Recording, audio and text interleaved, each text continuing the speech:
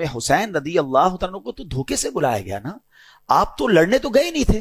لڑنے کے لیے کون بچوں کو اور فیملی کو لے کے جاتا ہے؟ آپ کو تو باقاعدہ معزز مہمان کے طور پر بلایا گیا تھا کہ حضور آپ آئیں اور آ کر ہمیں بچائیں. ہم یزید کی بیعت نہیں کرنا چاہتے, ہم آپ کی بیعت کرنا چاہتے ہیں.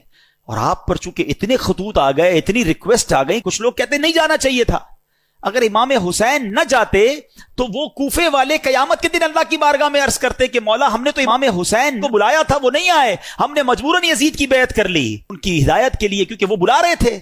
آپ جاتے اور آپ نے بہت خوبصورت پلان ترتیب دیا, خطوط آ چکے تھے, ایویڈنسز موجود تھے, مگر آپ نے کراس چیک کرنے کے لیے مسلم بن عقیل رضی اللہ عنہ کو بھیجا کہ آپ جائیے وہاں جا کر پہلے حالات دیکھیے, پھر آپ بتائیں گے تو ہم آ جائیں گے.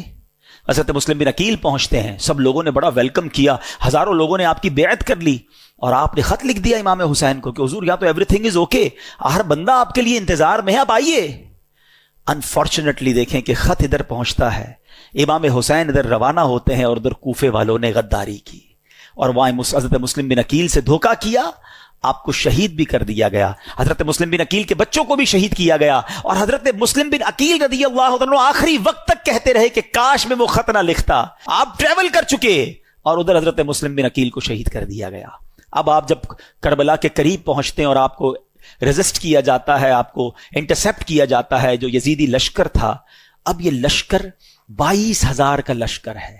ایک بڑا ریلیونٹ کوسچن ہے کہ 72 لوگ ہیں جن میں بچے بھی ہیں, عورتیں بھی ہیں, ان سے لڑنے کے لیے یا ان کو گرفتار کرنے کے لیے اتنا بڑا لشکر کیوں بھیجا گیا؟ 1,000-2,000 آدمی بھیج دیے جاتے, کیونکہ یہ تو ویل ایکوپڈ بھی نہیں تھے, کیونکہ یہ جنگی ساز و سامان لے کر بھی نہیں گئے تھے, وہ سارے ایکوپڈ تھے, سارے جناب ساز و سامان کے ساتھ آئے تھے.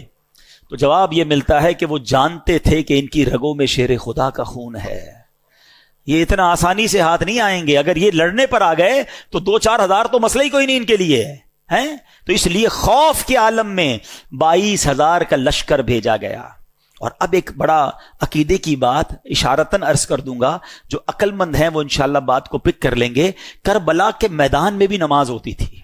ہاں, ادھر والے بھی جو تھے نا وہ نمازی تھے, اذان بھی دیتے تھے, کلمہ بھی پڑھتے تھے, اور نماز کے وقت میں نماز بھی پڑھتے تھے. اچھا ہوتا کیا تھا, جب 22,000 لوگوں کی جماعت ہو رہی ہے تو امام حسین کو بھی وہاں چلے جانا چاہیے تھا.